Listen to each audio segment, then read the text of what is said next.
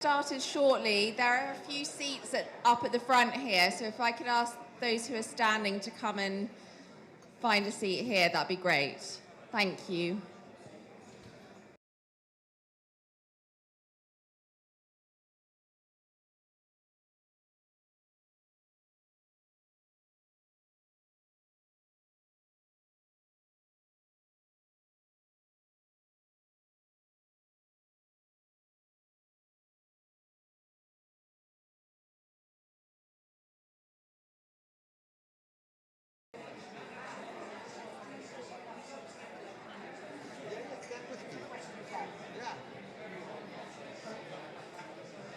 Okay, good morning.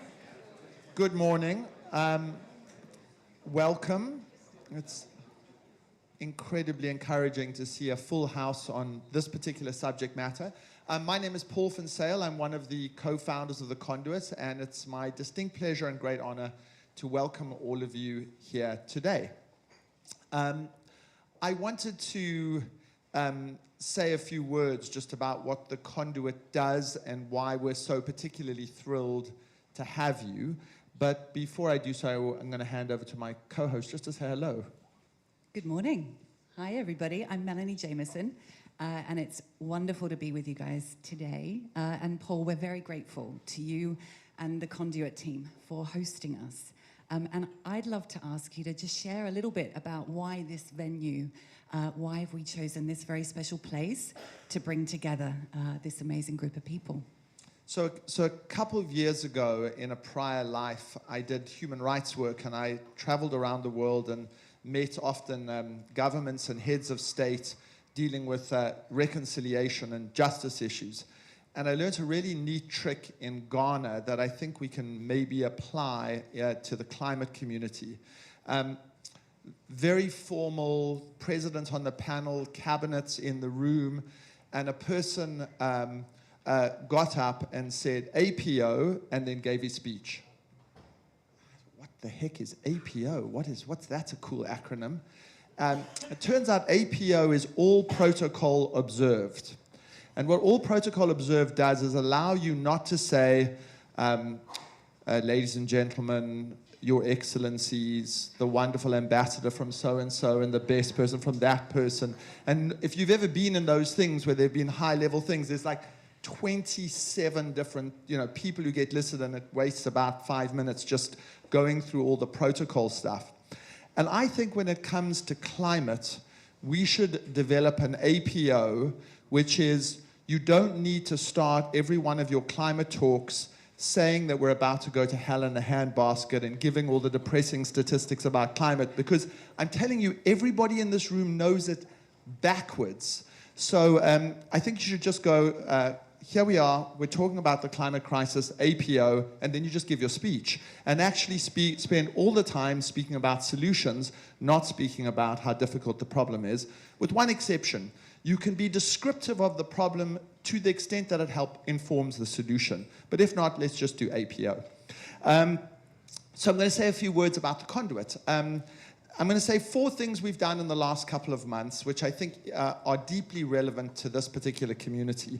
The first, about 2 months ago, a significant financial institution came here to launch what will become a $500 million fund to take plastics out of our supply chain.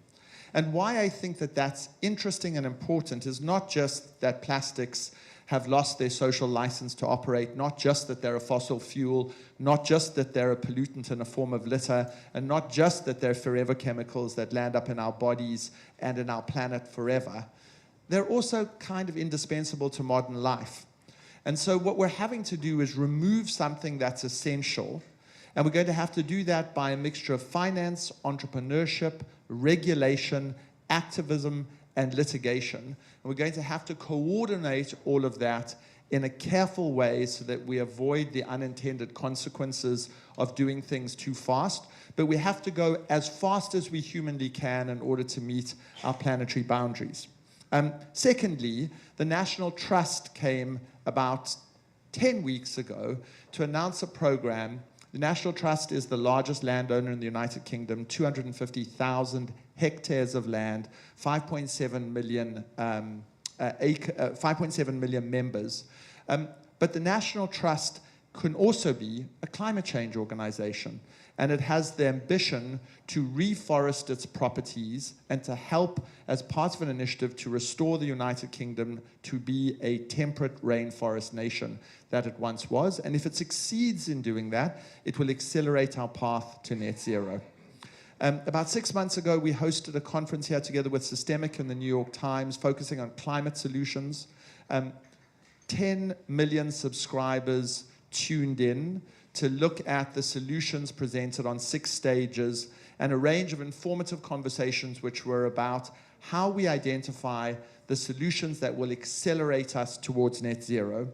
And finally, about a month ago, Client Earth held its conference here, dealing with all the, detailing all the different legal and litigation strategies they're using to both hold people accountable who are damaging the planet, but also to accelerate the movement towards net zero in instances where either lawmakers or governments have been too slow. And I think what's important about that is the Conduit is a venue established by on the principle of Ubuntu. I had the great privilege of working with Nelson Mandela and Desmond Tutu in a prior life. And Ubuntu, for those of you who don't know, means I am because we are. And it really stresses that we are stronger, better, more compassionate, more effective, more entrepreneurial, and happier when we are connected to each other and when we accentuate the bonds between each other. And that's really why we established the Conduit and why I'm totally thrilled that you guys are all in this room today, because the climate crisis requires collaboration and it requires connection. So I'm going to urge you to the extent that you aren't already part of the climate mafia and you don't all already know each other, I would suggest that you spend today in breaks not speaking to people you know.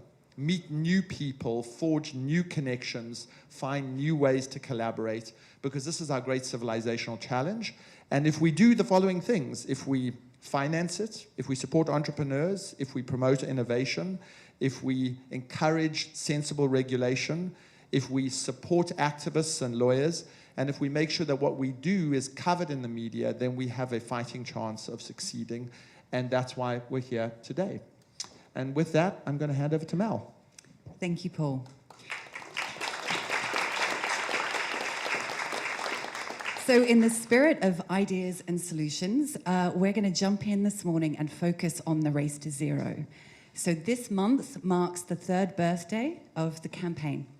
And people in this room and far beyond have worked to build momentum with more than 11,000 non-state actor members in over 130 countries that are all driving towards net zero convergence. And to start with, we want to show all of the partners up here on the screen. Move out of the way for you. Put your hand up if your organization is represented here, just so we can get a little bit of a sense of who's in the room.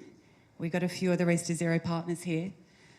So the campaign has been made possible thanks to the radical collaboration of these organizations and others around the world. And I think that radical collaboration is core to what Paul was talking about. And so today we have some exciting and provocative conversations to explore how far have we come in the race, to be honest about what more needs to be done, and to look ahead and to really understand the vision of the campaign. We've had the UN climate change high-level champions for COP27 and COP28 bring together this very special group of speakers to have some conversations here on the stage. We're also going to have some conversations with people next to you so that we can spark some of those productive collisions and ideas. And whether you're in London or you're dialing around the world, we invite this to be a moment of reflection, to pause on your own journey in climate action, whether that's through the Race to Zero or others, and to then really think about what's next and what you want to focus on moving forward. And to kick us off, before we look forward, we're just going to look back with this short video, bringing to life the Race to Zero.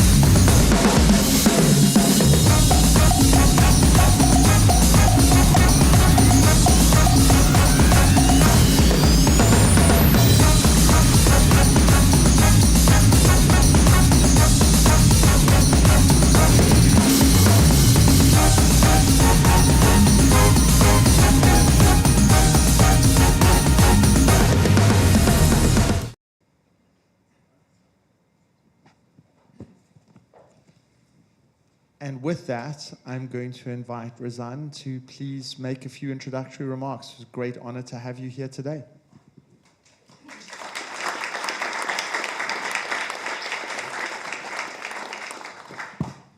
Thank you very much, Paul. Thank you so much, Melanie. And thank you all for joining us here today. As you've all heard, this is indeed the 3rd year anniversary for the global campaign Race to Zero. And we're also here to open the London Climate Action Week, which is great. And this is a flagship event because, ladies and gentlemen, the race is indeed on to net zero and to a nature-positive world for climate action. Distinguished guests, I'm here to talk to you about climate change, APO. All right? But really, together with nature loss, climate change remains one of the greatest challenges that we all face. And whilst the geopolitics of the world, the agenda that continues to hamper on with this notion of polarization, this can all stifle or feel that it stifles progress at the multinational and global level. But what I've learned and what I continue to learn is that ambition in the real economy is the antidote that the world needs to help lead and show how global transition to a low-carbon, climate-resilient, and nature-positive economy is indeed possible and well underway.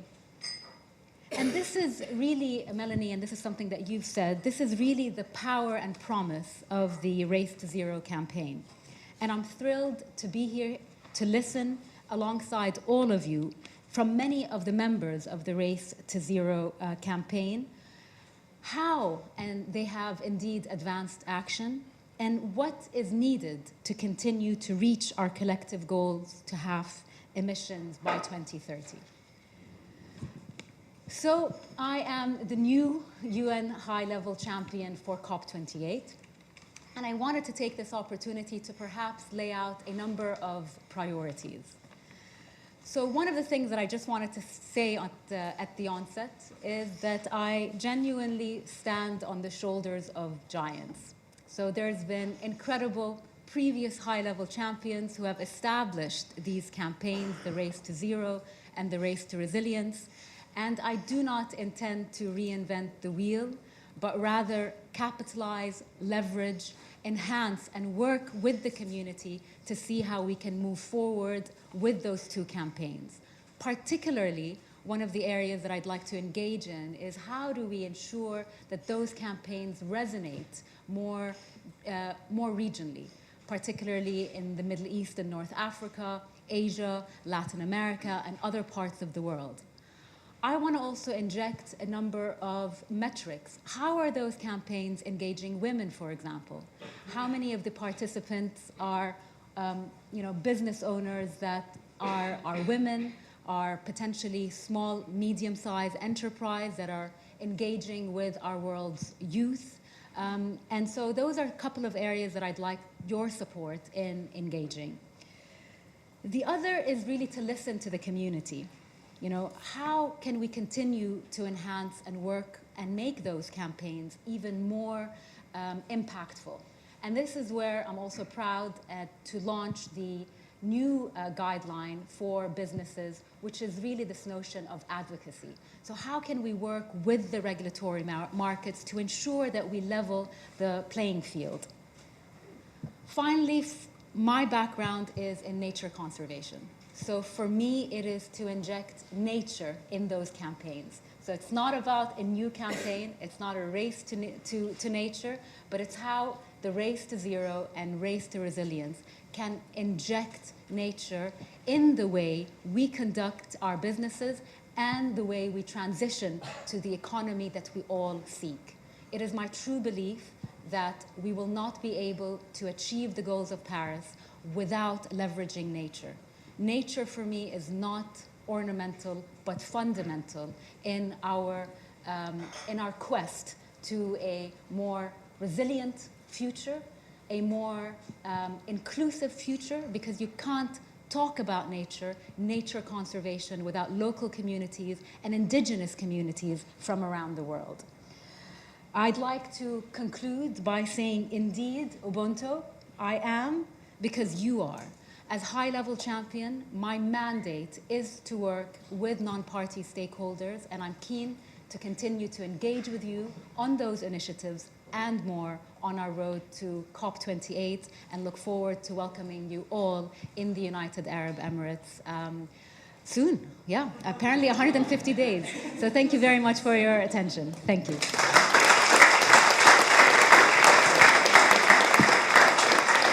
Thank you, Roseanne. So we now have a few words from a very special woman dialing in from Trinidad and Tobago, Raquel Moses. She's CEO of the Caribbean Climate Smart Accelerator, and she's also the global ambassador to the Race to Zero and Race to Resilience. And she's got a few words she wants to share to say happy birthday to the Race to Zero. Happy 3rd anniversary, Race to Zero. It's a pleasure to be with you today to recognize the role that Race to Zero has played in shaping our net zero future.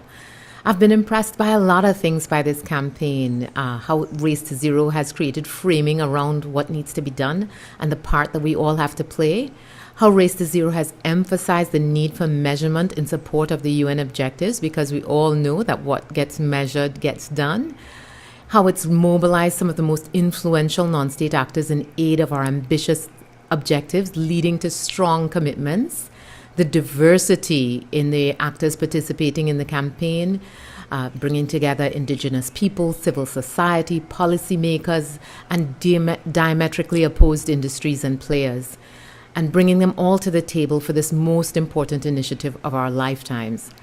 How Race to Zero has mobilized finance through programs like GFANS and others to bring fit-for-purpose funding to the table, unblocking the resources required for the transition. The reach of the campaign has been incredible. I think the thing that has impressed me most about Race to Zero, though, is the incredible Race to Zero team of volunteers, some of the most talented individuals from well-respected institutions. I think the rigor with which they've approached this campaign has changed the face of climate change, and certainly it's been an inspiration. I know today is about recognizing progress, but it's also about looking to the future. And as a global ambassador for Race to Zero, what I think the future is about the 5 Ps.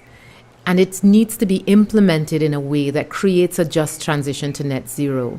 So looking at the pledges, for example, making sure that those are adopted and carried through into creating plans with non-state actors, and then proceeding to take action and publishing their progress. And perhaps most importantly, this just future involves a supportive policy and regulatory environment. I'm pleased the UN climate change high-level champions are highlighting the role for non-state actors in calling for climate policy. So I'll tell you why I am a global ambassador for the Race to Zero and why it's really important to me.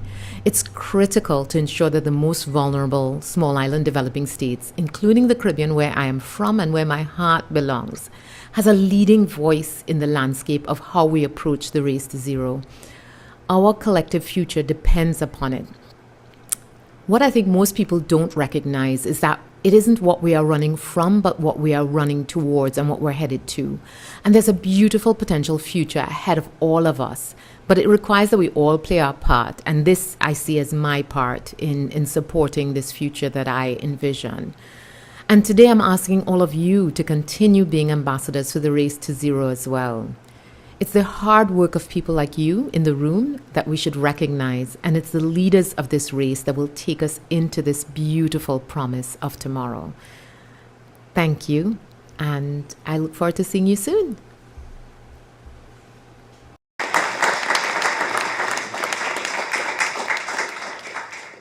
So it's fantastic to start a conversation like this with 2 extraordinary women, focused leaders, articulate from 2 important parts of the world, the Caribbean and the Middle East. And now I'm going to transition to introduce Andrew Steer, CEO of the Bezos Earth Fund, who will give us a few remarks about their important work and contribution. Andrew.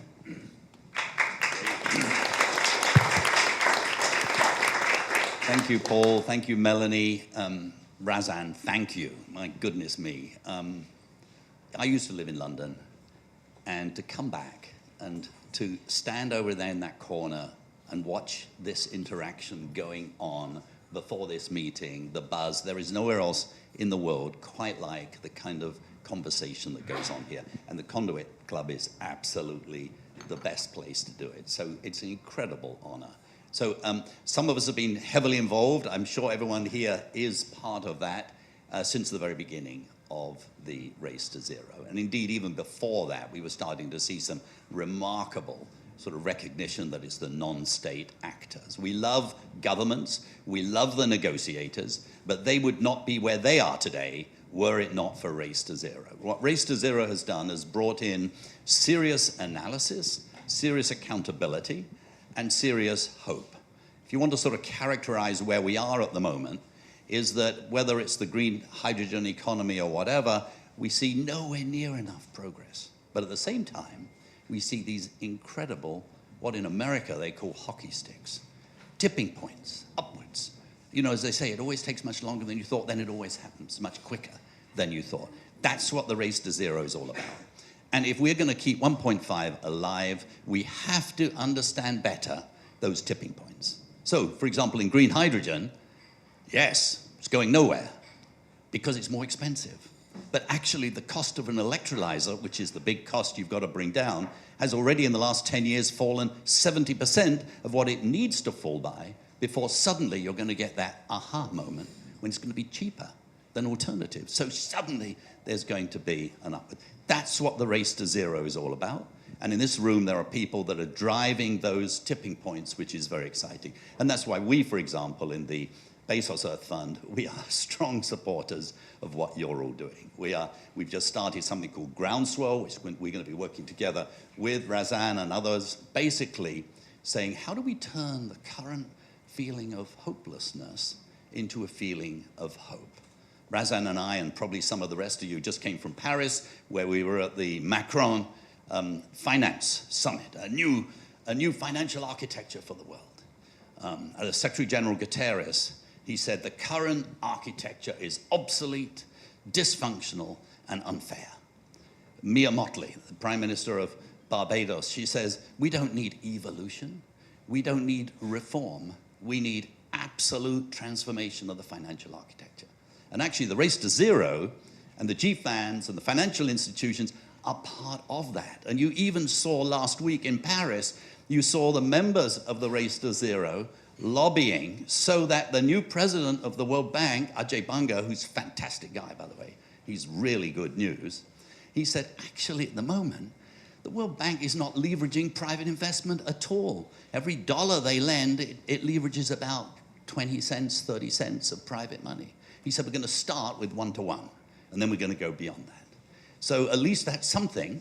We're getting moving one way or the other. Now, what do we have to worry about? So it's all good news. Happy birthday, Race to Zero, well done, amazing. Now what? Well, two things we have to worry about. There are sort of ditches both sides of the street. One, we've got to be really rigorous on transparency. I just asked my friends from WRI, Leo and Ed, and I said, what message should we convey? And they both said, transparency, accountability. So we absolutely got to stay faithful to that. And if we don't, we fall in a ditch on this side. The other risk is actually being so obsessive about, are you exactly on track where you are, where you've promised, that actually we lead to a lot of discouragement. And in boardrooms around the world today, we're seeing some very interesting discussions. All of them 2 years ago, 18 months ago, had the board meeting where the senior vice president in charge of sustainability had her or his moment in the sun, where they were able to say, hey, look, there's this zero thing, Race to Zero, everyone's doing it, let's jump on the bandwagon. And the board fell for it, hook, line, and sinker, and they said, yes, we're in, we are going to go to zero. And that was 2 years ago, and we had the triumph of COP26. Well, it's now, Monday afternoon, and it's raining, and actually it's harder than we thought. I don't mean it's Monday afternoon here. No, I meant metaphorically. You know, and they're having board, and they say, where are we? Well, actually, it's much more difficult. And we're being trashed by NGOs are telling us we're way off track. And the Secretary General of the United Nations just issued a report saying, greenwashing, greenwashing. So what they're saying is, hey, wait a minute, let's lower our heads a little bit. And that is almost a worse ditch to be in than the first ditch. So let's be careful. We need a much more grown-up conversation between the good guys on the outside and the also good guys on the inside of corporates, so we really make progress. So look, thank you. Fantastic to be here. Thank you.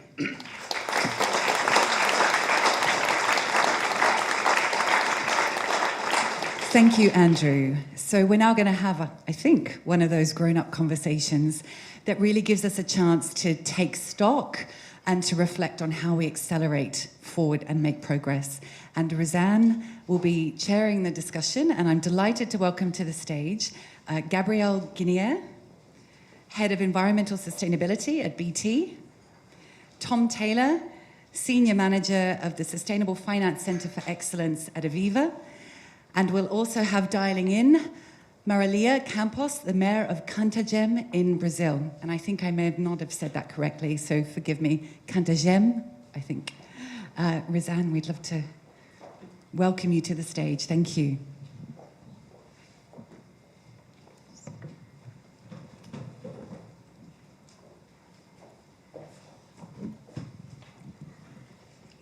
Andrew, on a Monday afternoon, please remind me not to go after you anymore in terms of any speaking commitments. But that was always inspiring. Thank you. And Melanie, as you said, this is a grown-up discussion, but we do very much appreciate non-grown-up questions, because I always feel that we need to go back to the drawing board and really ask the simple questions of, why are we doing this? How is it looking? What are the challenges? And what do we need to continue to do as a community? But first, I just wanted to again reiterate my gratitude for all of you who are in the room, but also for those who are joining us online and virtually. And also reiterate that really after 3 years of a successful global campaign, the Race to Zero has indeed mobilized action across industries, across sectors, across geographies, cities, universities, hospitals around the world. And this is really a moment to really also celebrate those successes, despite of some of the chatter on what accountability is. And that is an interesting discussion that we need to talk about, but not in a way that stifles participation and growth. There was also and has been a lot of convergence across sectors. So we no longer talk about just what the energy sector is doing, but how do we connect producers and suppliers? How do we think about supply chains? How do we inject a deforestation policy across our supply chains? I mean, those are really, really interesting discussions that are happening. But we also are building on globally recognized, scientifically built standards. And that does not happen overnight, and it is challenging. We have two remarkable individuals, and I call this, we're all on this journey of Race to Zero, and those are incredible passengers on our train, but really leaders and conductors. And I'd like to take this opportunity to ask Gabrielle, who's the head of sustainability at the BT Group, as well as Tom, who is the senior manager for the Sustainability Finance Center for Aviva, to reflect on their journey. So first, but we want to do a video first, don't we? Okay, sorry about that. So before we would like to show before we turn to the panelists, we'll be hearing from a leading Brazilian mayor. As I said, the Race to Zero also has cities, 1,000 cities around the world. And we have Marilia Campos and how her city of Cantagem is leading the way to net zero. So the video first. Eu sou Marília Campos, prefeita de Contagem, uma cidade mineira, brasileira da região metropolitana de Belo Horizonte, uma cidade que tem 664 mil habitantes, uma cidade que acolheu o primeiro distrito industrial, o maior da América Latina. Hoje nós temos 5 distritos industriais e nos consolidamos como uma cidade não apenas industrial, mas uma cidade de serviços, uma cidade que hoje tem um grande polo logístico, uma cidade que possui 5 bacias hidrográficas, a maior delas, 50% do nosso território ocupada por ela, que é a bacia de Vargem das Flores, que acolhe nessa bacia um espelho d'água, que é responsável pelo abastecimento de água, não só de Contagem, mas da cidade de Betim, parte da cidade de Betim e parte da cidade de Belo Horizonte. Então, a Contagem recentemente, foi em junho, contratou o plano de conformidade climática, onde esperamos receber as diretrizes, as ações, para que Contagem dê a sua contribuição, para que a gente seja uma cidade com redução zero de gases na atmosfera. Mas a gente já desenvolve várias ações, né? Contagem hoje está executando grandes investimentos em saneamento básico, investimento em mobilidade urbana, que promova o fortalecimento do transporte coletivo, que promova também o investimento em mobilidade ativa. Nós também estamos com um plano ousado de arborização na nossa cidade temos também a coleta seletiva de resíduos sólidos, ainda numa fase inicial, mas já é uma primeira ação que precisa ser fortalecida. E apostamos que o nosso plano diretor seja aprovado na Câmara dos Vereadores, que vai ser fundamental para a preservação das áreas de preservação ambiental que nós temos no nosso município. Então, essas ações todas têm sido desenvolvidas e nós estamos prontos para essa grande luta municipal, de países, para que a gente tenha cidades com desenvolvimento econômico sustentável, onde a gente garanta de fato a qualidade de vida. Contagem está nessa luta junto com todos vocês que estão presentes neste grande seminário, nesse grande encontro em Londres.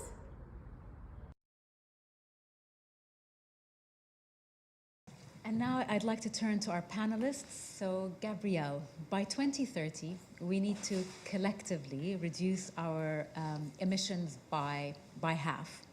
What is your vision or BT's vision for this future? And being from BT, I thought it was probably appropriate to talk about digital technologies.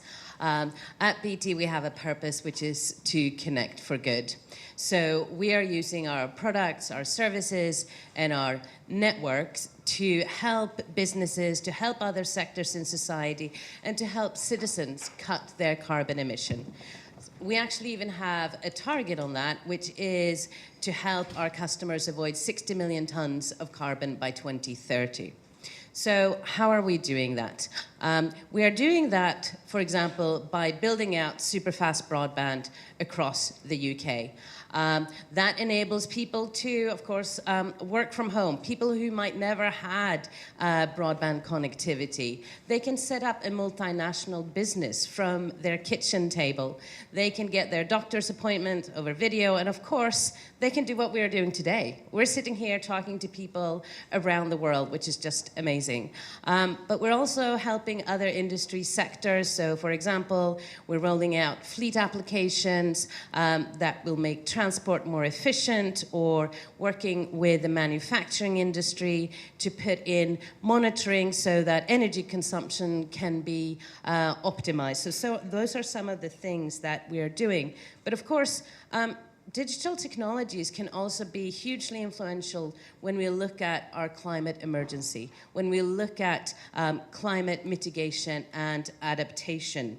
So the remote sensing that we can do, and the automatic monitoring, and the provision of early warning systems. So, for example, we are working with the water companies to try and understand better through remote monitoring water quality and to improve that most efficiently. I think without digital technologies, we are not going to see the transition to a low-carbon economy. But looking at your question about the future, when I think about the future and I think about digital technologies, I see a future where we have the Internet of Energy. We're using technologies to distribute energy, not only in the system itself, but also to make usage more efficient. I see a future where ICT is helping to improve agricultural crops. It's helping to save water. It's helping to monitor deforestation and changes to our climate. I think a future where increasingly we're using RFID tags to try and protect our mangroves and our rainforests. So I'm really excited about the future. Those are just some of the examples. I think what's really exciting is all the things that we don't know, all the things that we know that innovation and technology will unleash in the future. Thank you so much, Gabrielle. I'll turn to you, Tom, building on what you've just heard in terms, and what I love also, Gabrielle, about what you've said is, ultimately you've centered the climate change crisis, ultimately a crisis that we need to think about human capital. Who are we serving? We do have the 1.5 degree target and pathway, but ultimately it's people. And so how do we think about it from a people-centric also perspective? Tom, tell us your experience about how you thought about the vision of reaching these emission targets by 2030 and then 2050 from an Aviva standpoint. Thank you very much. I'm just delighted to be here for the Race to Zero celebration. And picking up on that, as a financial institution, we only exist because our customers entrust their money to us. It's not our money, it's theirs. And when people entrust their money to a financial services organization, they generally are doing that, for example, to save for a pension, to save for the future, or insurance because they're thinking about risk, all of which are central to the journey, the race that we are on. And finance has a huge role to play to accelerate our action in the race to zero. And we know that at the moment, the financial markets are fundamentally off track with where we need to get to. And so we desperately need this pivot, this acceleration of ambition. And part of that is realizing that what we're heading towards is this better future. I love the fact that in that opening video, the Race to Zero video, it talked about a healthier future with cleaner air. We're talking about heating that's more efficient, transport that's more efficient, enjoying, restoring, preserving nature, which is so important to all of us as individuals. And in terms of sort of the question about what the vision is for how we get there, the Marrakesh Partnership that obviously you as one of the climate champions lead have a climate action pathway for finance that includes a vision statement. And the vision statement is very much rooted in this idea of what is the future we want to work towards. And if you haven't read it, I really recommend that you do. The opening of the vision statement talks about what a 2050 future might look like. And it says this. It says, it's 2050. Financial markets and the real economy have aligned with a sustainable and resilient net zero future, ensuring that the global temperature rise is limited to 1.5 degrees. Banks, asset managers, asset owners and insurers have adjusted their business models, set and achieved their targets in support of the goals of the Paris Agreement. Flows of capital have been redirected to sustainable and climate resilient development. Every financial decision takes climate change into account, and financial flows are consistent with low greenhouse gas emissions and climate resilient development. Price signals have been corrected so that the true cost of negative externalities are reflected in balance sheets. Markets have been harnessed to deliver a smooth and just transition to a net zero greenhouse gas emissions future, enabling resilient practice, respecting planetary boundaries and the true value of human and natural capital. We have transitioned finance so it could finance the transition.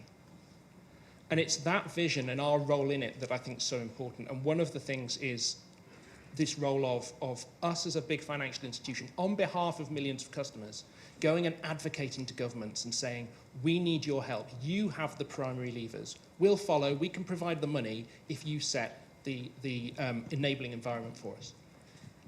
Thank you, Tom. And I think you've raised something that is also, I think, important for all the actors that are genuinely engaged on the climate action issue. Is sometimes you feel like that you're starting from scratch, but in fact, there's quite a lot that is out there, and really encouraged to seek out other sectors, perhaps other participants in the race to zero, and really engage and see how you can build off from where they are, as opposed to starting from the very beginning. And Gabriel, I go back to you in terms of, so, we understood the vision and how technology can enable a transition to a greener economy. Can you talk to us about some examples of that at BT, or how were you able to implement this vision?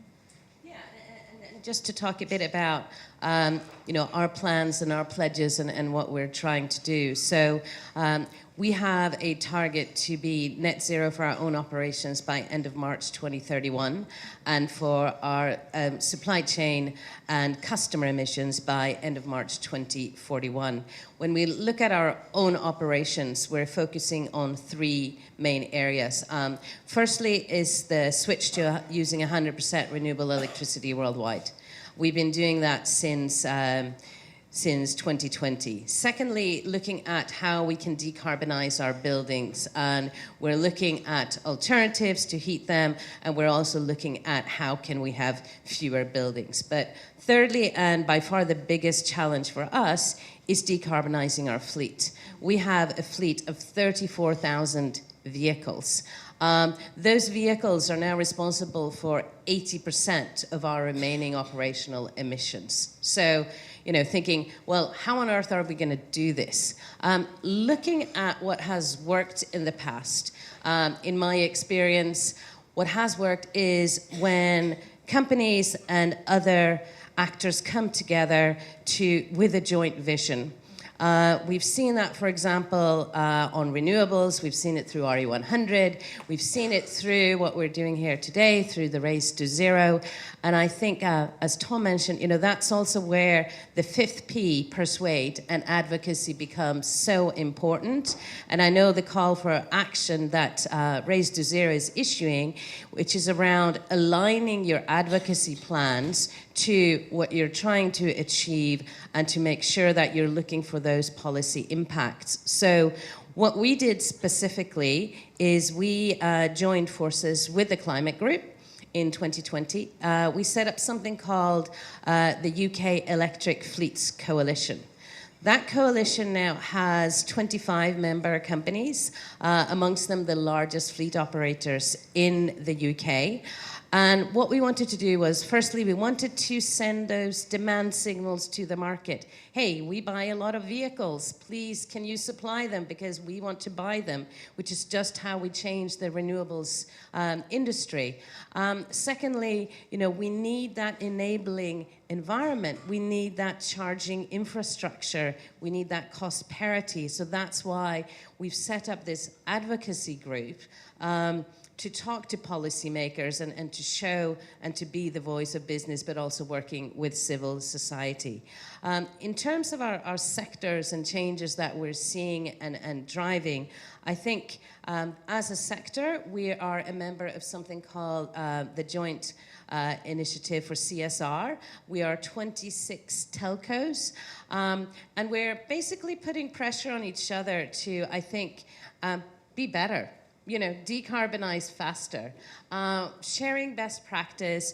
We did a survey that was issued actually last week amongst our members, and we have 26 telcos, as I mentioned. 90% of those members are committed to net zero and or a science-based target. 85% of the members have scope 3 targets. So just by working together and encouraging each other, I see that change that we need to drive. And just a follow-up question on that, and you know, what is driving you? Is it the business case? Is it the potential of a regulatory framework that's coming and you want to be better prepared for that? I think, first of all, it's around being a sustainable business, right?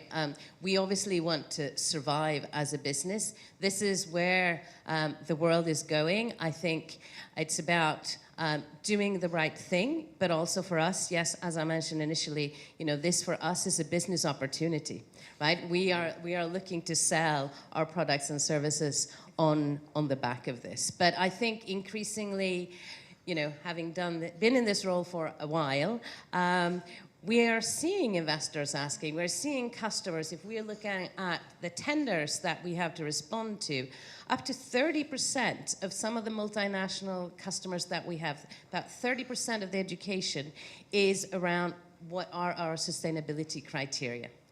Thank you. Tom, I turn to you. What are some of the, you know, implementation programs that you have set out at Aviva for a net zero world? Thank you. I think a lot of it, as you said, and then we've just heard from Gabrielle, is about recognizing that there are lots of other people trying to do the same thing, and the power of the coalitions that are emerging. So Aviva were an early joiner of the Net Zero Asset Owner Alliance, and the work that alliance has done with target setting protocols and implementation has been really important. But because we have different aspects to our business, we're also members of the asset managers and insurers alliances and have a science-based target. And I think, crucially, to the target that we have, which is to be net zero by 2040, is that built not from nothing. It built from a history of commitment to sustainability, and particularly it built on the lessons we'd learned as we embraced the TCFD, so the Task Force for Climate-Related Financial Disclosure, because that meant that our board was used to seeing these risks, was used to seeing this information. And once you see that information, you have to do something with it. You can't close that Pandora's box once you know that there are these long-term risks, particularly as an insurance company that looks at long-term risk, understanding that really actually our business model is threatened if we don't do something. So playing our part in that change.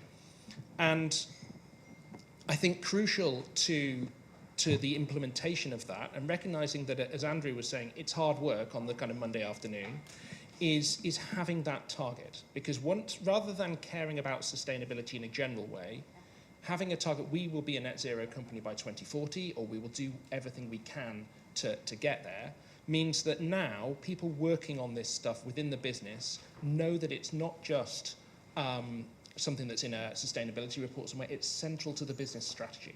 So that's really, really important. And then I think the last crucial thing that Aviva is trying to play its part in is the move from just setting targets to transition plans. You know, planning is one, of course, of the 5 Ps. And Aviva has published a transition plan, and will publish an update to its transition plan this year. We have co-led the work within GFANZ on frameworks for financial institutions, and co-chairs of the Transition Plan Task Force in the UK. And I think transition plans are almost more important than the long-term target, because it brings the target into the boardroom. Yeah. So Amanda Blanc is a brilliant CEO at Aviva, but she is very, very unlikely to be in place in 2040, right? So what is she going to be doing this year, next year, by 2025, by 2030? What's the business going to do? We report on it and we say, these are the things that have gone well, these are the things that have been hard, and this is how we're still trying to move forward. So transition plans are crucial, but I think we need them across the whole of the economy, including from governments, including from our regulators. And I think this momentum around transition planning is one of the really exciting parts of the acceleration of the race. Thank you. Not quite sure. Do we have time for a final question? So part of, you know, the gathering here is to look back, to look forward. And so we know that there's a lot of momentum behind the campaigns.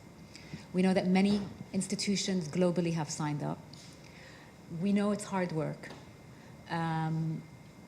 What are perhaps some of the barriers that we as a community can work together to try to unlock? And what can you advise those that have just started on this journey to do? Gabrielle, the floor is yours. Okay, so when we look at BT's end-to-end carbon emissions, actually only 6% of those are now from our own operations. 73% come from our upstream supply chain, and 20% from customers using our products and services. So if we're going to get to net zero, we need to get our suppliers on board. Again, thinking about, well, how do we do this? We got together with the Exponential Roadmap Initiative, one of the official partners, of course, of Race to Zero, and IKEA, Unilever, Ericsson, and Telia Company to set up something called 1.5 Supply Chain Leaders. What we wanted to do was to share best practice, communicate across global supply chain. That initiative now has a number of new members. We also work together to produce something called the 1.5 Business Playbook that talks about how do you set your target, how do you engage with your value chain, how do you engage with wider society. But also we thought about, well, what about SMEs? How are we going to reach all of those SMEs? So together and with others, we work to set up the SME Climate Hub. Because again, for SMEs, where do they start? That's a completely different conversation about the scarce resources and perhaps not the knowledge that they might have. So we wanted to create a one-stop shop for them. So in terms of my ask to all of you, and maybe some advice if you're starting in this journey or if you're thinking about reaching out to your supply chain, it's great. 11,000 members, Race to Zero.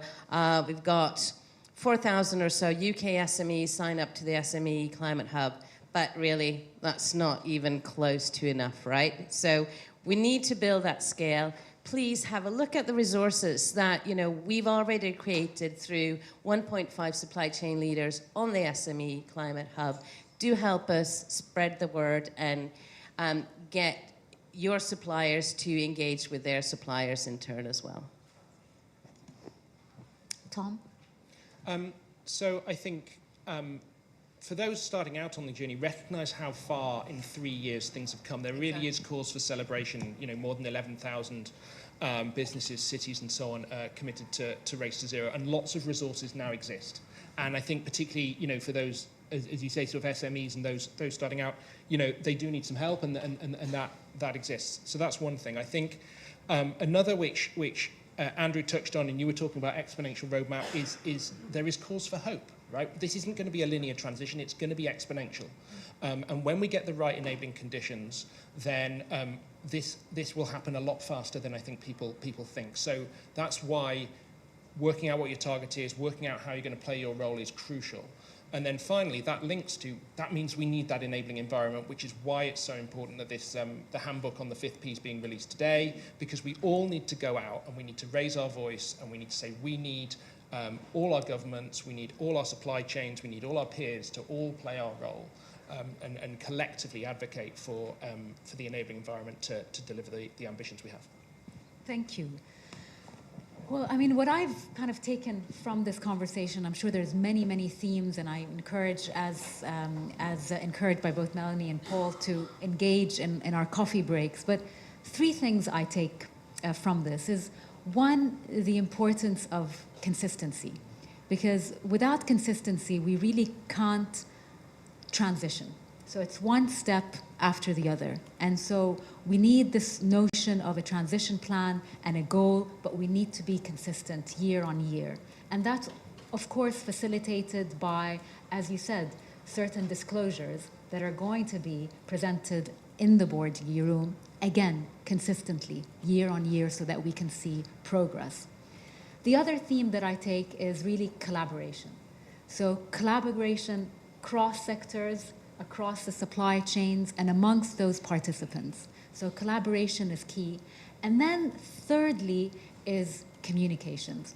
So as we've heard, it's really easy to drown in the doom and gloom, but we need to, as a community, communicate good case studies. They're not going to be perfect, but they're going to be good. So also, let good not be the enemy of perfect. Let us communicate and work together to encourage participation and really movement. There is no transition in history that has ever happened just depending on technology. Technology is there and will be the tool, but you will not have a green transition without a socio-cultural transition underpinning it. And with communication, with collaboration, with consistency across sectors, I am confident that we will get there. Thank you all for your attention, and please join me in thanking our incredible panelists, Gabrielle and Jan. Thank you.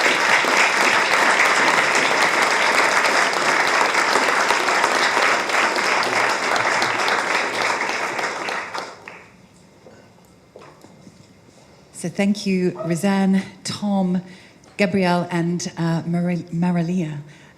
This is a moment that we're just going to bring in some of the voices from the room, and we're going to give you a couple of questions, and it's a chance to hopefully turn around and speak to somebody you don't know. So you might need to move, especially if you know so many people in the room. And we're really going to do what Rizan talked about in terms of taking stock. But this is in your own lives, in your own work. Just a show of hands. We saw a few hands raised for Race to Zero partners. Now let's do a show of hands. Who works on climate in some way? Let's get a... Okay. Lots of climate. Who doesn't work on climate in some way? Hands up. Okay. So it's a community. Just... Oh, we've got some over here. It's...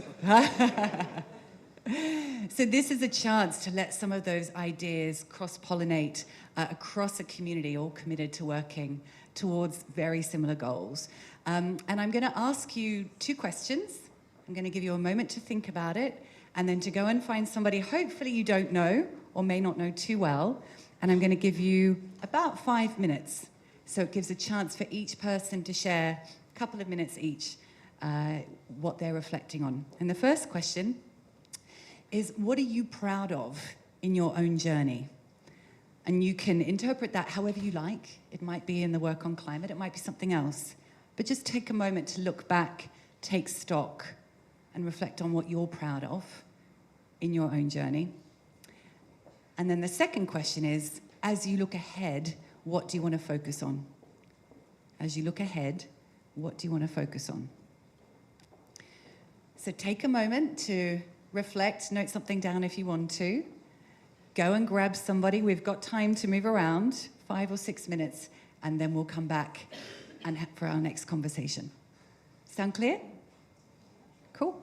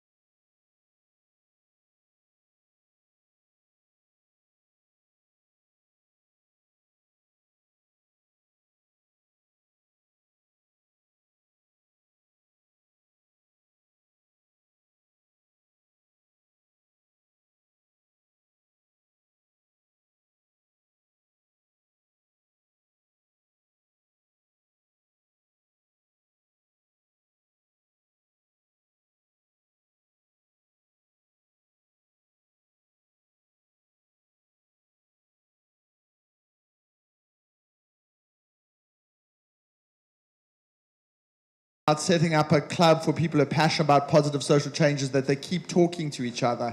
And you are exhibit A of that terrible phenomenon. Thank you for the whistle. Wow, that was awesome. Okay, so our next panel, entitled An Ambition Loop for Policy and Regulation, is going to be moderated by Stientje van Veldhoven. My Dutch heritage gets me to pronounce that almost perfectly. Marty McBrien, and Stientje is the Vice President of the World Resources Institute. Marty McBrien, Director of Strategic Affairs from IFRS. Andrew Pragg, who's the Managing Director of Policy at We Mean Business. And Maurits Dalmans, a partner at Cleary, Gottlieb, Steen, and Hamilton. So I invite you all, please, to join us on stage.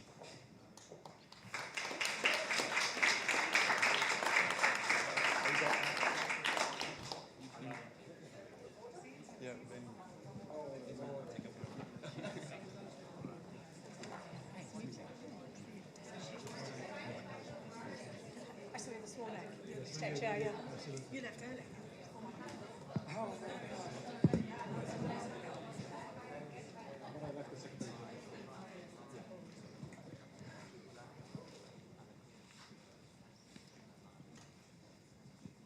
So, a warm welcome. I was happy to be here in time. I just came off the Eurostar. That had a little delay, but managed to be here in time anyway. So, very, very good to see you all at this incredibly crucial event.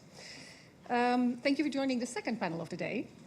You've already had a wonderful first panel. I was just able to catch the last of that and the discussion.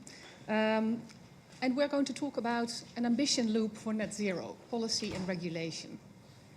Last week, the climate champions released their call to action for non-state actors to align their activities, advocacy and engagement with a just net zero goal. And we know there's every reason to, because a recent study showed that of the 91 countries that actually have a net zero pledge, about 90%, we could say we're not certain if they will meet the speed which is needed to get to that net zero pledge. So we need to make sure that those who don't have a pledge get one, and that those that have one implement it at the speed and scale which is needed. In today's panel, we're going to hear about the importance of regulatory affairs and how rules and regulations play a role in actually getting to that speed, or where they might hamper, or how we could overcome this. So I'm very pleased to have this distinguished panel here. Thank you so much for being with us today. So Marco, I'd like to start with you. Director of Standardization and Technical Partnerships at ISO. ISO has a new strategy, 2030, that really aims to fully align the strategy of the organization with the Sustainable Development Goals, aiming to support global trade, equitable, inclusive, and sustainable growth. So can you explain this? What can ISO do to support this call for action that was done by the climate champions? Absolutely, thank you. So, first of all, allow me a little preamble here. I'm, I think, older than most of you here, and I remember that the world faced a climate challenge in the past that maybe most of us have forgotten, which is the thinning of the ozone layer. I don't know if you remember that, right? Well, I was astonished as a young boy to see that on the news, and I see that the world actually came together, and pretty quick they turned it over. And I wouldn't say the problem solved 100%, but quite so, right? So I'm, all in all, quite positive. I'm among the most optimistic around here, I guess, on climate change, and I see this hockey stick kind of curve happening in reality. So with that example in mind, I think the same will be achieved in climate. That's my personal take. So about ISO. Now ISO is an international organization for standards. We operate in several sectors with 167 members, and we get together on several sectors and areas for standardization in technical standards, management standards, and those standards underpin regulation in so many areas, so many countries. And the new strategy of ISO now, it's been actually there for years, but it's been, I think, better formalized and recently. It's really about having sustainability as completely pervasive in everything we do. It's completely pervasive. I mean, there won't be any business if not a sustainable one in the future. And there won't be any standard if not a sustainable one in the future. And the action should be absolutely ambitious, first of all, in terms of integrity, because net zero transition must be high integrity one. It must be assertive, so going from principles and pledges to action. And action is really when the rubber hits the road, is when you apply a technology, apply a standard, and that is why we are, let's say, upgrading the whole portfolio in terms of sustainability, and especially with climate action.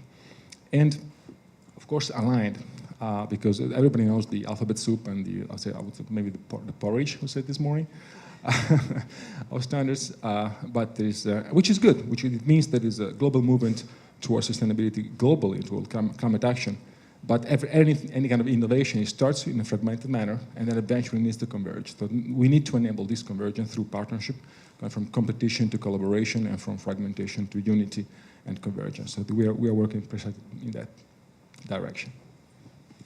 Thank you so much. And can I ask you, when you, by the way, I'm a hard person to beat in terms of being the most optimist in the room, as my colleagues may attest, but let's give it a try. And at the same time, of course, we need to make sure that we look at those things which don't go well so that we give them that extra push. And talking about those extra pushes and you saying we now have this really pervasive in our entire strategy, could you give us an example of one point or one of those elements where you say, this is where I really see that it was kind of there before, but now it's really front and center. Now we've really aligned it.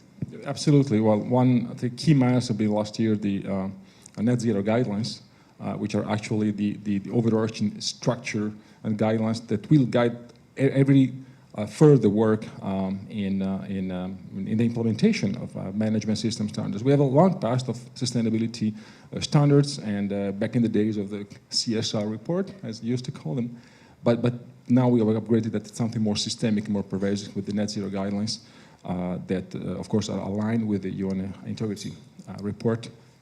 And that's really the foundational work to which every other standard is aligning to in all the fields. And with a massive deployment and again, thousands of standards are being, these days, as we speak, being upgraded in that direction. Thank you so much. Marty, Ryan, I'm turning to you. You're Director of Strategic Affairs at IFRS, but you're also very actively involved in the setting up of the International Sustainability Standards Board. I think basically I can say you've been doing these things over a decade now, so if we'd ask anybody, we'd ask you. ISSB launched a new standard this morning, so can you tell us here too, what is it, what's new, why should we be very excited about the launch of this?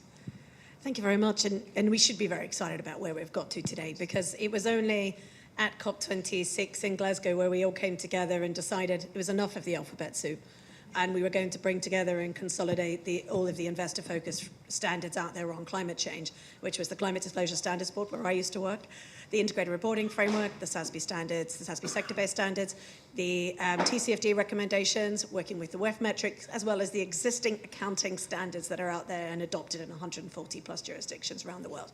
That is a mouthful, and I'm running out of breath and I can talk at this pace.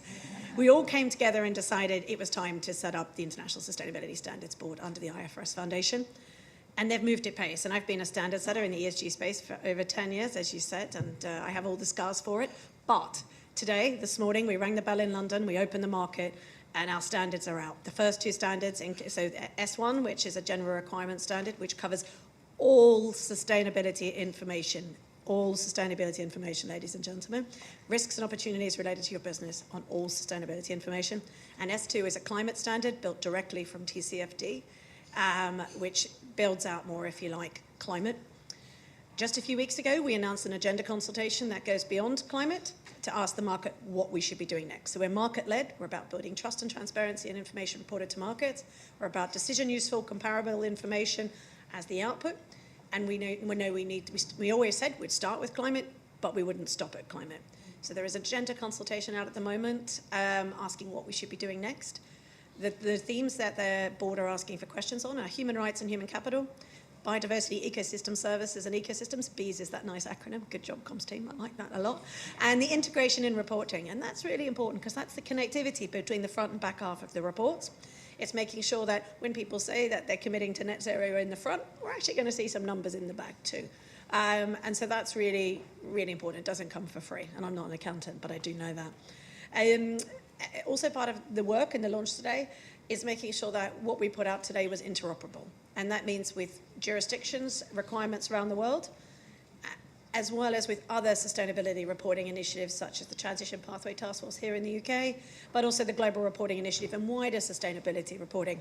Because what we need overall is a consistent, comparable, comprehensive reporting system that works together, that saves on the duplication, is cost effective for companies, but decision useful for investors and markets at the other end.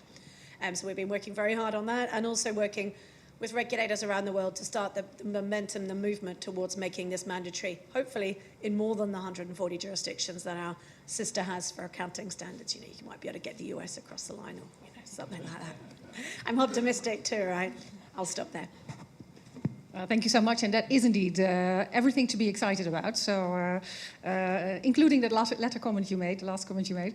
I was joking. You can only hope. You can only hope. Right? Oh, we're optimists here in this panel, right? We already established that. So why not going that extra leg?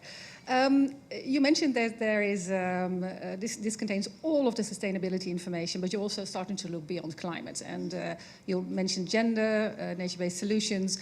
Can you say also to what extent is resource use already part of the climate sustainability information, or would that be something which you would also consider reflecting on? Now, for example, in the context of the renewable energy transition, the critical materials, of course, the critical minerals is something which is very much at the forefront. And there's such a link with, of course, the enabling or disabling of the climate transition. Could you comment? Sure. So in terms of what we're working on at the moment, so we have S1, that would fall under there. And if it was seen as a risk or an opportunity that was financially material to your business, whether that be through your supply chain, you would report it using our standards. Now, we do know the standards, we do know there's more work that needs to be done. So at the moment, the board are also working on what we're calling, what Emmanuel in his lovely French accent, the chairman, calls pixels. But they're really incremental enhancements to the standard, particularly around biodiversity, land degradation, just transition, just so that there's extra guidance there for preparers in disclosing that information where it makes most sense for the transition. Thank you so much. Going over to Andrew, Managing Director Policy at the We Mean Business Coalition. You also worked with the International Energy Agency on their environment and climate change work. And you recently launched the Responsible Policy Engagement Framework. Can you tell us about this collaboration and the role of business in moving the advocacy forward? Sure, thank you very much, and thank you for the invitation to be here. Very happy to talk about this new framework for responsible policy engagement that we just launched. Before that, just a very quick introduction to what is the We Mean Business Coalition for those not aware, because I'm very new to it myself. In fact, it's only been a month since I joined. So we're a global non-profit coalition working with the world's most influential businesses to take better action on climate change. So we work through our founding partner organizations and more directly with businesses to really catalyze better action across business and government to get the kind of course correction that we all know that we need. And I know I'm getting very much into APO territory here, given the number of people in the room who work in climate change. But a key part of that is, of course, this interface between business and policy, which is what my role and that of my team is. So in that regard, I was really happy to see this panel framed in terms of the ambition loop, which was a concept that came from the We Mean Business Coalition originally, and we think is really a robust, a practical theory of change that if we do get out there and show proof and evidence to governments that leading businesses are making the changes that we need, then that encourages and gives policymakers a confidence to go further with policies, which then gets more business action and so on. So it is a very handy concept. But of course, in reality, it is more complex. The real world is very messy. And in particular, this question of how corporates are getting out there and influencing policy is a very messy and sometimes rather murky world. Hence this attention on advocacy and why we released this framework for responsible policy engagement. We identified that there's something of what we call an advocacy gap out there.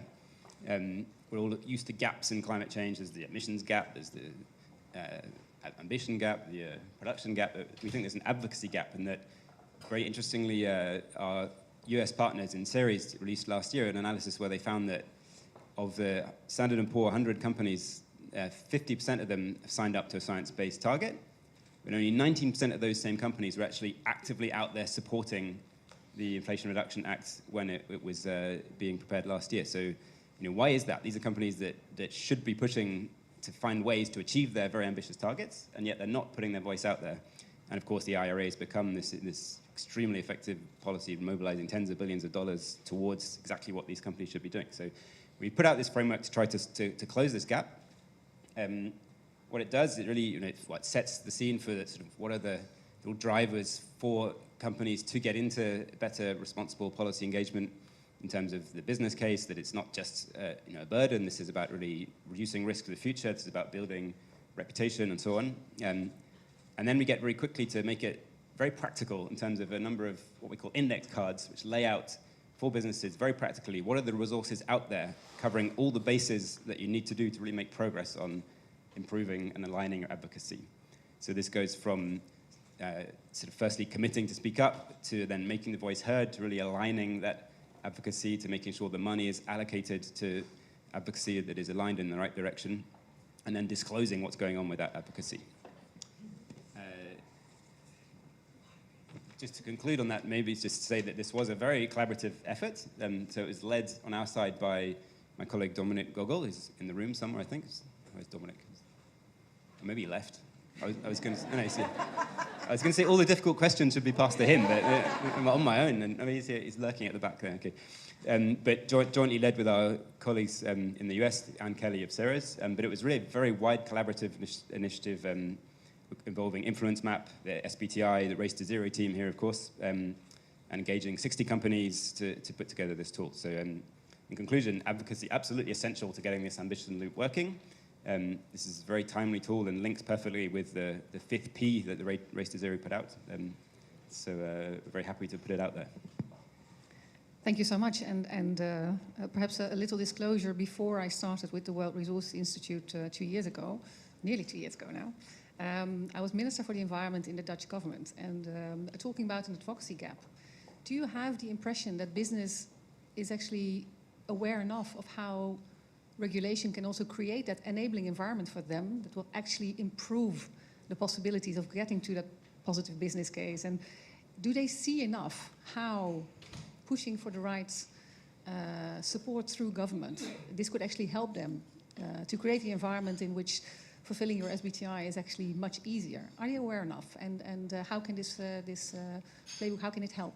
Yeah, very good question. I mean, the answer is, of course, it depends on the sector and on the company and the country involved, but I think it is really changing. And part of that is just economics. The proposition of investing in technologies, business models, changes which are aligned with net zero is now, a clear business opportunity, whereas before it might have been seen, regulation on climate is just a burden, it's increasing costs, whereas that economic landscape has changed. So then that makes people think, okay, well, if this is now an opportunity rather than a cost, then how do we improve that for ourselves? Well, it's not about getting out of the regulation or weakening it, it's about making it better designed so that it really does provide an incentive for us to mobilize more capital and put the capital where it's needed. So I think that is changing, but there's a big awareness raising kind of capacity building element, which is why an important part of this toolkit is this sort of, it's not just about going out there and getting your trade associations lined up. It's about starting within the company, changing that culture, putting in the governance, the structures to make sure that all of the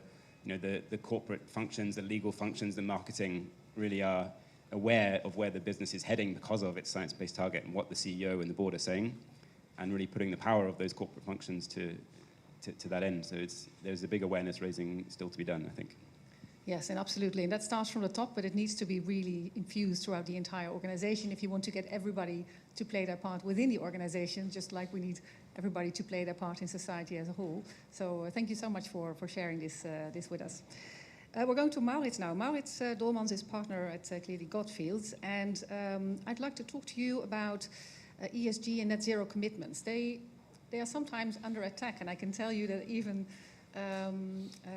having worked in Brussels for a long time, being sometimes asked also by my colleagues, like something like CBAM, right? Isn't it also a risk? Isn't it something that will actually bar producing countries from getting access to the European market? Isn't it unfair trade? So these kind of net zero instruments that, on the other hand, are said to be meant to enable countries and companies to go to that net zero commitment, may on the other hand be perceived as illegal. What would be your comments towards that? And Marty, I'd also love to hear your comments about this afterwards. Maurits, over to you first. Well, I think the call for non-state actors to align is very timely. Cooperation is really very important. And Tom Taylor, he didn't use a quote he used to me a few days earlier, which came from his CEO. He said, at 2 degrees, the insurance business is very difficult. At 4 degrees, there is no insurance business. So business needs to get their act together, or else there will be no business. Now, that's the longer-term view. In the short-term view, businesses have every incentive to think, why should I clean up my act if Stientje doesn't? Stientje says the same. She is not cleaning up her act because it increases her cost, and I run away with her market share. So we both may want to do the right thing, but neither are going to do it because we don't know for sure whether the other is doing it. So that's a collective action problem, and you solve that through cooperation. And that cooperation is quite important. That was the vision behind GFANZ at the Glasgow.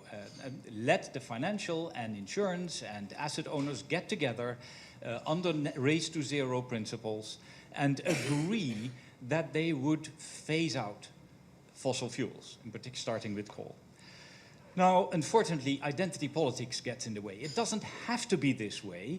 Identity politics does not have to stand in the way of this. Because, for instance, last week I was a friend who is a committed conservative. We have fierce debates. But I also know he is a passionate environmentalist. And he was reading a book about how the conservatives can reclaim the environment. Now, I think that makes eminent sense because that's the one area where progressives and conservatives can agree with each other. The problem is that in this debate, antitrust law and trade law and various other regulatory systems are being misused as a tool. They basically say the private sector should not align, the private sector should compete. That's the business, that's how the free market works, that's how consumers get the best products at the cheapest price, and that is what competition law therefore requires. So no cooperation, no commitment to Race to Zero criteria, no net zero alliances. People should compete. They should not cooperate. I think that is a problem, and antitrust authorities in the EU and the UK have recognized that there are market failures that can only be resolved through collective action. And so they have already issued guidelines allowing cooperation under EU and shortly UK antitrust law. Now in the US, they aren't this far yet. US law is, let's say, less developed. There's a law on the antitrust laws basically apply a rule of reason to this kind of cooperation, but there is no precedent. So that gives certain people the chance to say antitrust law prohibits this kind of cooperation. But it doesn't actually, because all of the precedents that you apply under US antitrust law are about exclusion of competitors or about raising short-term profits. They are not about doing the right thing for your own business in the long term and for society in the long term, ensuring that the climate does not change so much that your business becomes impossible. So I would say that the real goal of these corporations, which is to ensure the quality of life and the quality and the opportunity to do business and to redress market failures, which are crucial to economic law. How can you have competition law and economic law if you don't recognize and deal with market failures? And if you just assume that markets are always perfect? They aren't. And therefore, the law shouldn't assume that. And this is where Right to Zero comes in. We have a plan to address this. I would call on any insurance and banking company and asset owner in this room to come and see me, because Race to Zero has a plan, and we need you in order to get there. Fantastic, Maurits. Also with this call to action that only fits with the calls to action from today. So we should not be it should not be misused, right? So we should not be misled also by this argument. And I see that Marco would love to respond. I'm going to go to you, Marco, because it's an urgent response apparently. But then I also want to go to Marty. I want to hear from her too about how she thinks that this could affect the financial sector. I'll allow me that. To interject here, because I think in the history of mankind there never been anything like a free market. Okay, market has always been regulated by aristocracy first, and then by laws and by regulations, national, international. So I think where the political friction happens is out of the fear of an imbalance, a competitive imbalance across regions. So that is why cooperation and international alliance is so important. The playing field of carbon and the price of carbon, the risk related to that, including the one which is very well framed in the S1 and S2 disclosures, is only as effective as it is applied worldwide. So I think where we can really liberate the power of those investments and those private and public initiatives is with the level playing fields. That is why cooperation and regulation is so important to avoid competitive distortion out of the climate action. I won't go into that in too much detail myself, being the moderator of this panel, but I can see that Maurits would like to respond to this too. Go ahead, Maurits. I agree, which is why Race to Zero's plan is going to be worldwide, but also these antitrust authorities and these authorities talk to each other in the OECD, in the International Competition Network, and of course at the COPs and so forth. So this is a first wave that we hope creates a worldwide wave. You see the collective action problem also at the state level, because people in the US say, we don't want to do anything because China's not doing anything. And in Europe they say, why should we clean up India still using coal power plants? If we talk like that, we never get out of the problem. We need to talk.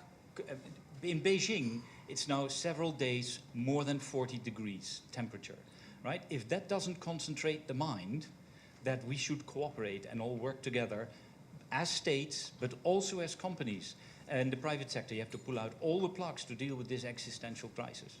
Absolutely. Marty? I think everyone's just already made the case for the global baseline of the ISSB standards, haven't they? And that trust and transparency that it can bring if we do get that global baseline of information. And I am delighted. Last week we opened our office in China, supported by the Ministry of Finance, as a key signal to bringing in this global baseline in that jurisdiction.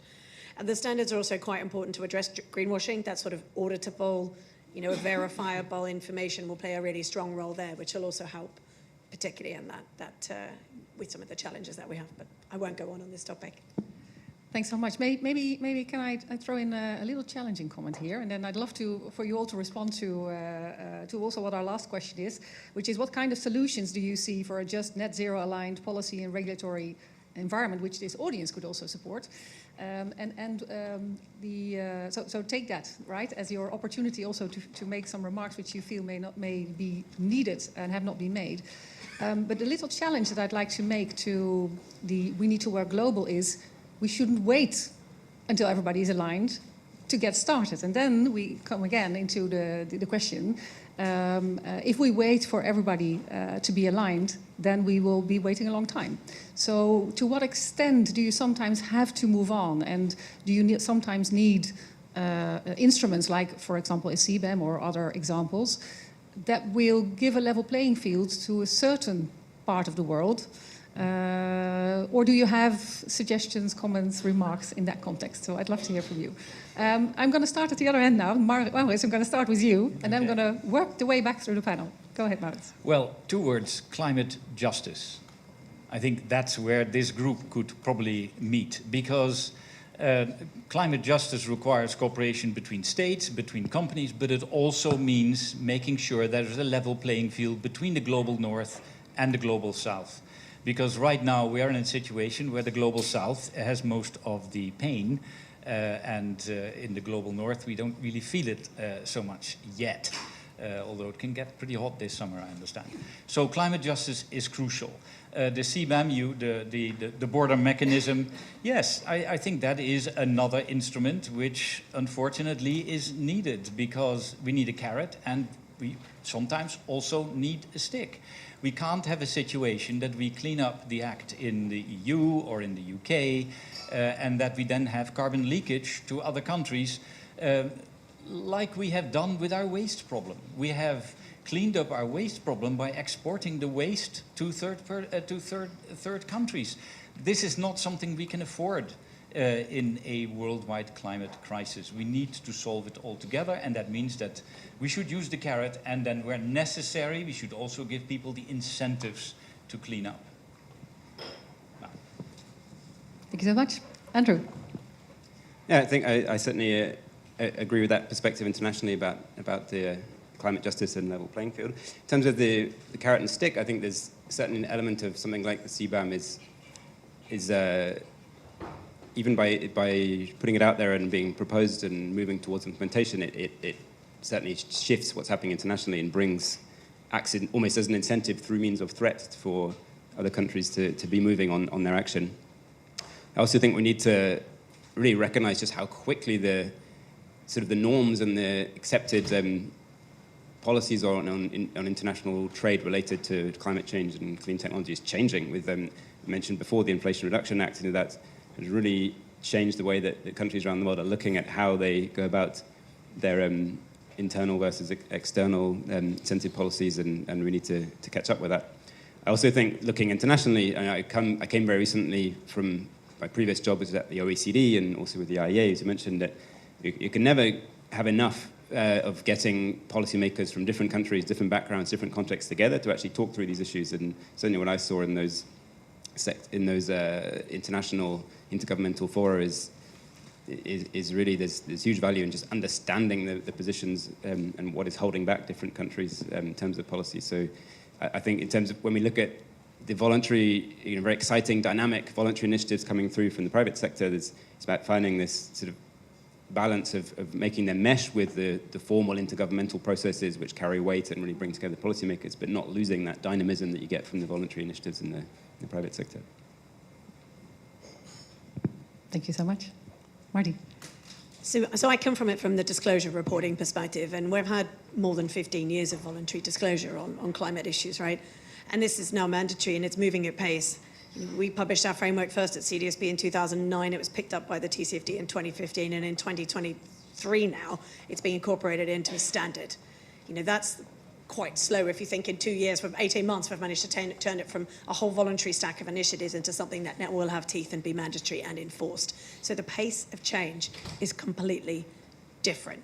And I would urge everyone to be telling the global north, the global, everyone you talk to, that it has changed to get started voluntary, because mandatory is coming, and it's coming fast. And as Razan said earlier, don't let the perfect be the enemy of the good. Explain. I think also you mentioned about BT, get started, tell your story, get moving. It really is now, and we are working with the regulators around the world to make this happen. We're also working with the Global South, capacity building with the regulators, capacity building with the preparers, capacity building with the markets, to work out how we can bring this in fast and get that global baseline. That can also help to see investments flow to the Global South, because they will be comparable with the information they can see in businesses in the North. Yeah, that point on capacity building is absolutely crucial. Actually, also in the context of something like CBAM or IRA, how do we ensure that the entire world feels that they have equitable access even under those conditions? And for that, capacity building is absolutely vital.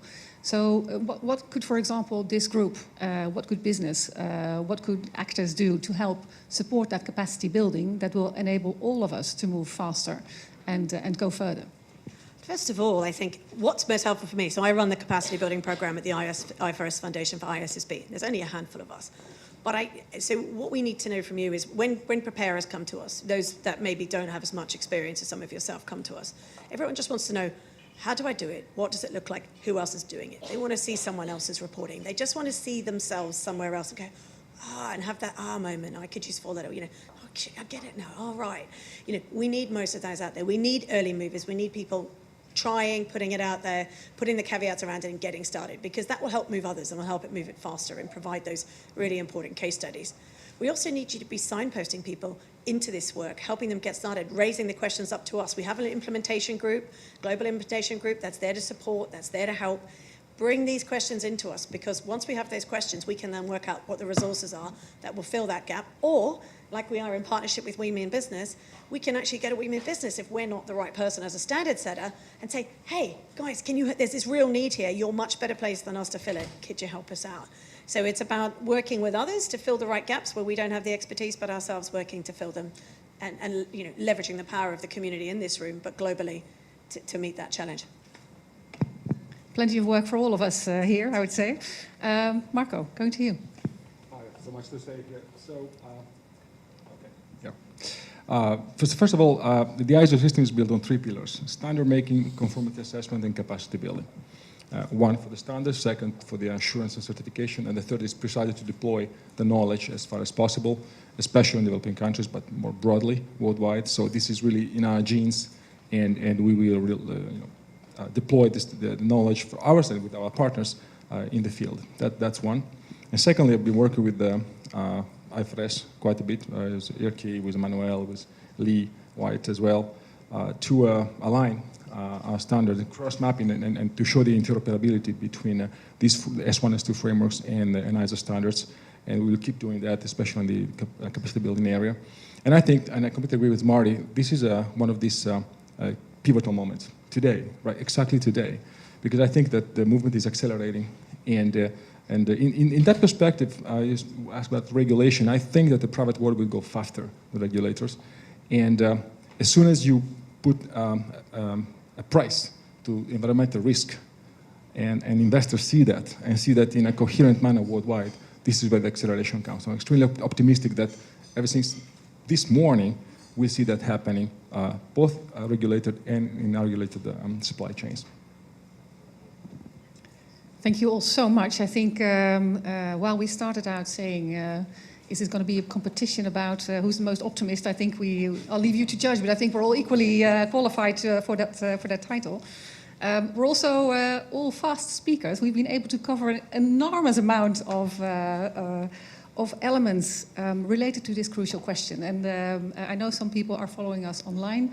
Let me try also to, I won't do justice to it, but to bring back a few of the things that we said, actually. We started by saying the ozone layer, right? Let that be our guide, because we can fix things, right? Many of the problems that we're facing today, actually all of the big problems we're facing today, are man-made. We can also man-unmake them. And the ozone layer is an example that we can, if we come together, if we overcome that collective action problem. There's now an end to the letter porridge. The standard is there, and the pace of change is picking up, and mandatory is coming, so you'd better be prepared. I think there was also a clear warning.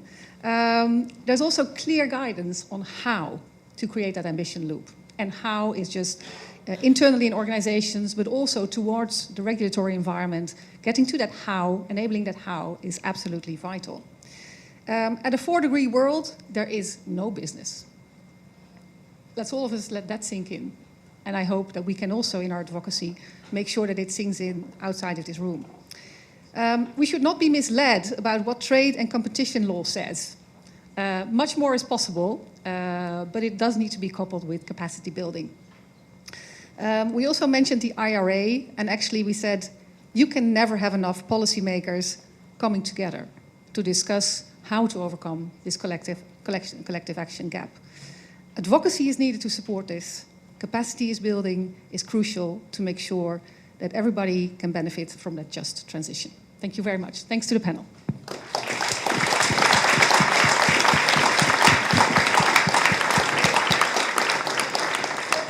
And I think I'm handing it back to Paul now. Oh. Thank you. Big thank you to Stinche, Marco, Mardi, Andrew, and Maurice. So we're seeing the ambition loop for net zero with policy and regulation in action. And we're just going to take a moment now to mark the launch of the 5th P handbook. And the handbook is a guide for non-state actors to really understand how they can align advocacy, policy, and engagement with their net zero goals. And we have Catherine McKenna, the chair of the UN Secretary's high-level expert group on net zero commitments, and Nigel Topping, UN climate change champion for COP26. We've got them with a short message to celebrate the launch of the 5th P handbook.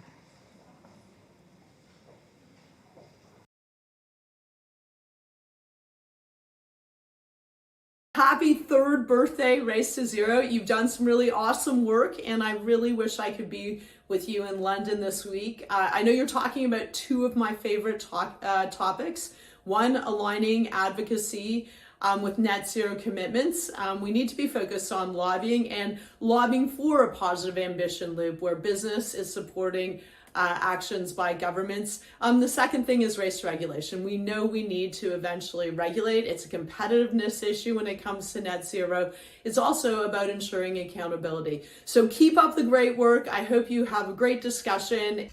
Firstly, let me say happy third birthday, happy anniversary for Race to Zero, and congratulations to everyone and all the partners and all the thousands of companies, cities, universities, states and regions who make the Race to Zero what it is, a powerful momentum for change.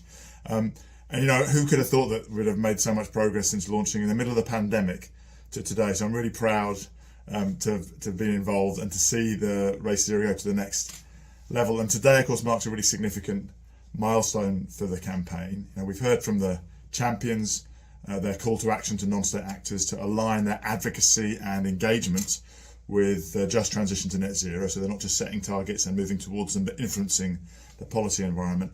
And it's great to see the Race to Zero launch today, the 5th P handbook, a critical resource to provide tools and case studies and lay out best practice for what people can do to align their policy engagement with the Race to Zero levels of ambition. So well done to everybody in the room, and a huge thank you to our two champions, Dr. Mahmoud Mohideen and Her Excellency Razan Al-Mubarak, for taking the Race to Zero to the next level and ensuring accountability and influence that align with ambition and action. Thank you. Of our conversation today, and I think we set out at the start to have a really open, frank conversation about how far we've come, about where we are and what we need to move and what we need to focus on as we move ahead. And I'm delighted to welcome the UN Climate Change High-Level Champion for COP27, Dr. Mahmoud Mohideen, and he's going to share some closing thoughts for us. Live, I believe. Dr. Mahmoud, it's wonderful to have you with us.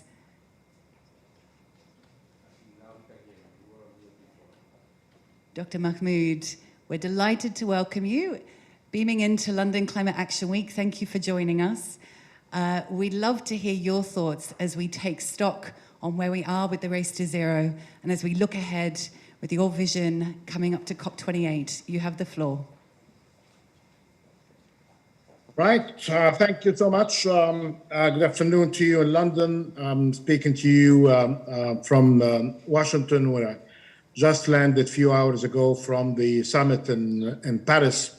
And the discussions about the role of the private sector in dealing with the challenges of sustainable development at large and climate action have been very much the focus, either as complement to what the governments could really be doing in the field, or in partnership with the multilateral development banks, or in many cases, dealing with issues of concern when the comparative advantages of governments are lacking in the field.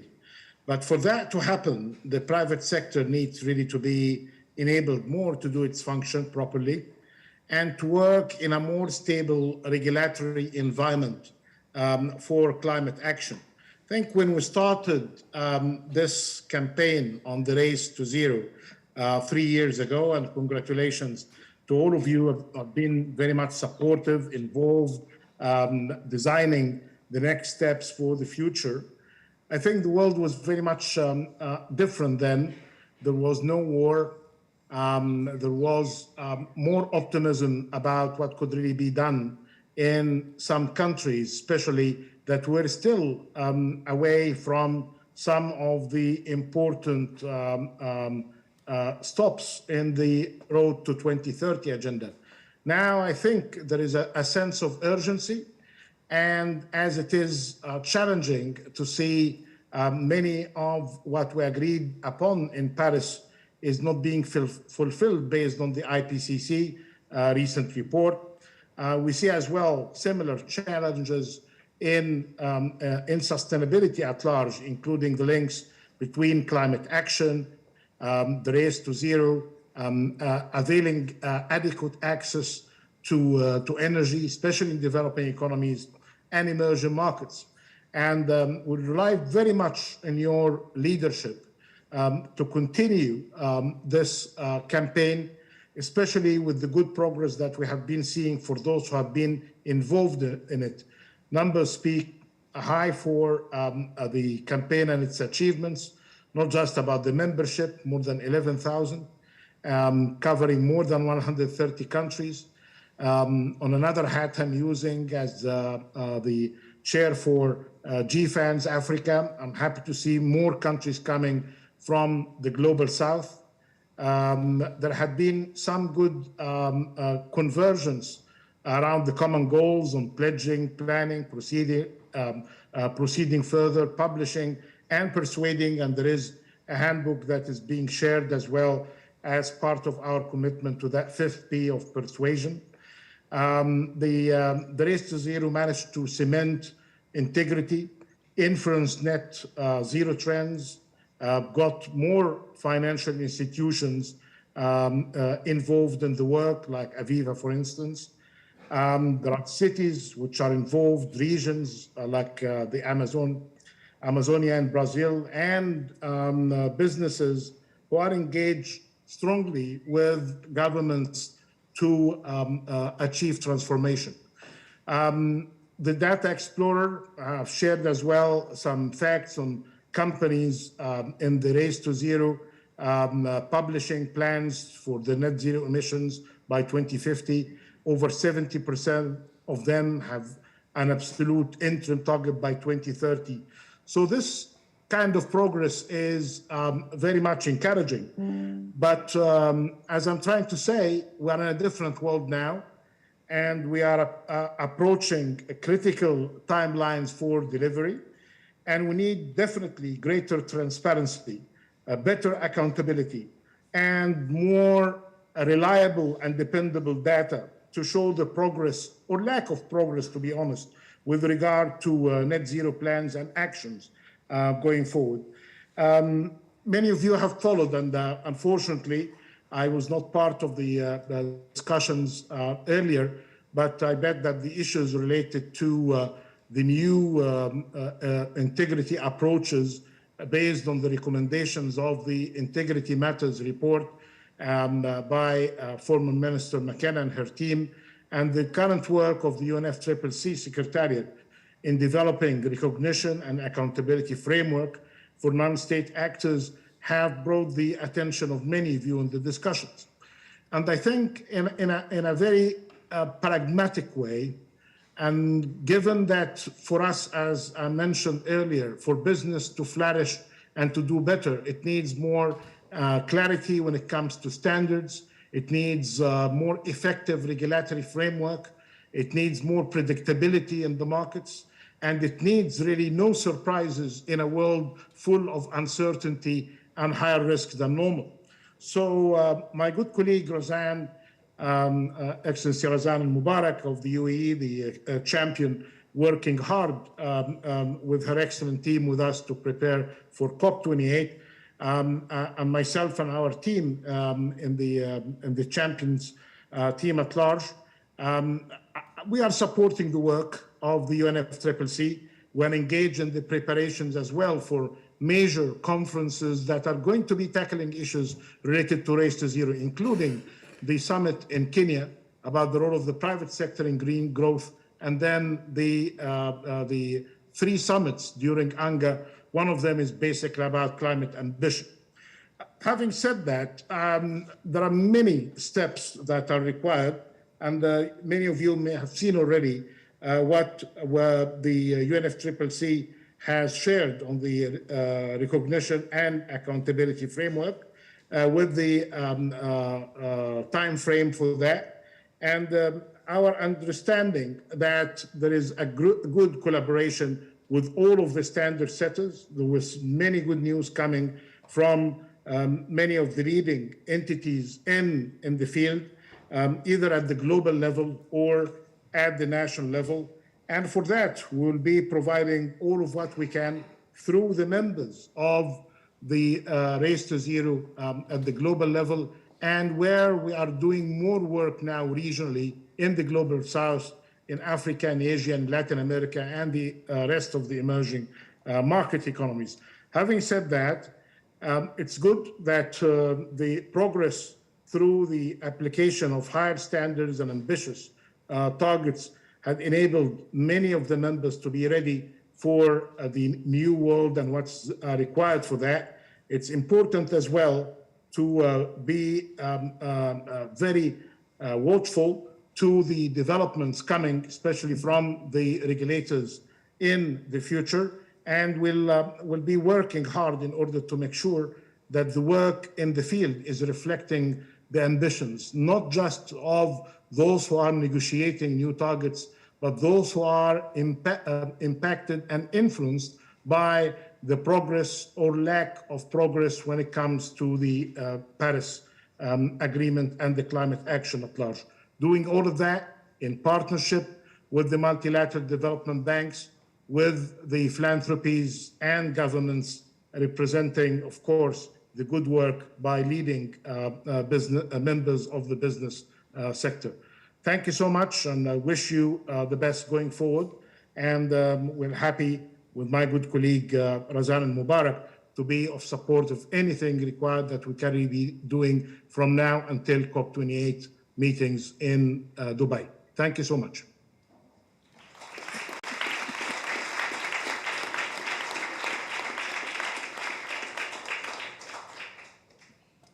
Thank you very, very much for those remarks. I think it now brings, my role is to sort of bring the proceedings to a close for this morning. A few quick closing remarks. One was, in listening to the conversations today, I was struck by an article I read over the weekend about the grid in the UK and how much money people estimate it will take to upgrade the grid. Hundreds of billions of pounds will be required to upgrade the UK's grid in order to be able to take on the renewables and the renewable energy that is coming on stream. And that will only occur with the support of people like you in this room. You need a group of people who are investors, you need a group of people who are regulators, you need a group of entrepreneurs to be able to lay down the infrastructure that prepares us for net zero. And it won't happen by shouting or smashing each other on the head. It will happen by careful, quiet, thoughtful collaboration, but with also a sense of moral urgency that we have to get there and we have to race there. So I view days like these as laying down both the neural pathways and the infrastructure to radical collaboration. And that radical collaboration is what is required to do what we need to do. So speaking of which, we have a terrace on our roof. And for those of you who are not coming back in, for those who are coming back in the afternoon, go to the terrace. For those of you who are not coming back, go to the terrace. You can have a nibble or a coffee or a drink, continue the conversations. And we're so delighted that you're here and look forward to seeing you a little later. So thanks so much for coming.